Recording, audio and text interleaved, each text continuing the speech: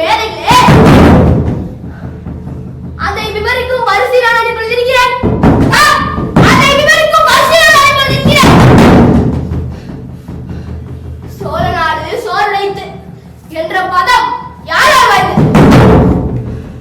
என்னதானே?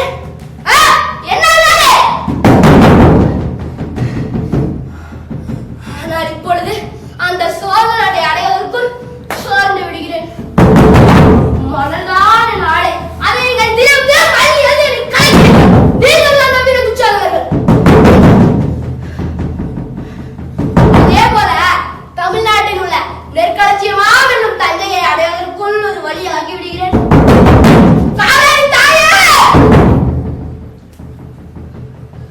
என்று நீங்கள் என்னை தொழுகிறீர்கள். இல்லை இல்லை, தொழுகுவது போல் நடிக்கிறீர்கள். ஆயில் துகிலை உரியும் நீங்கள் செய்யலாம். இல்லை, பேய்கள், பண பேய்கள்.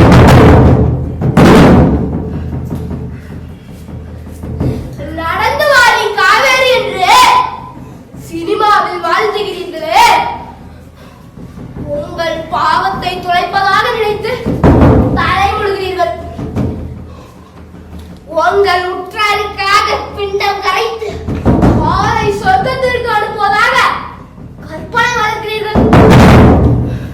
ஆனால் இவற்றுக்கெல்லாம் செய்யும் கைமாறுதான் என்ன? சோப்பு போட்டு குளித்து என்னை பாடுபடுத்துவது, நெகிழிகளையும் குப்பைகளையும் என்னிடத்தில் கொண்டுவது,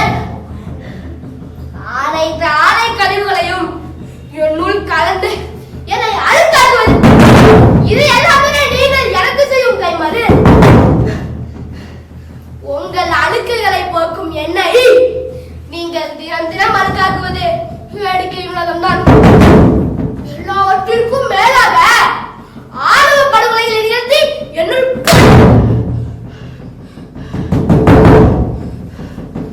நீங்கள் நாகரீகமானவர்கள் என்று சொல்கிறீர்கள். ஆனால் அந்த நாகரிகம் வளர்ந்ததே எங்களிடமிருந்துதான். அலைந்த திருநெறிங்கள் ஓரிடத்தில் நிலை பெற்று வேளாண்மை செய்து கால்நடைகளை வளர்த்து நாகரிகம் கோபங்களாக வளர்ந்தது எங்களால் தானே.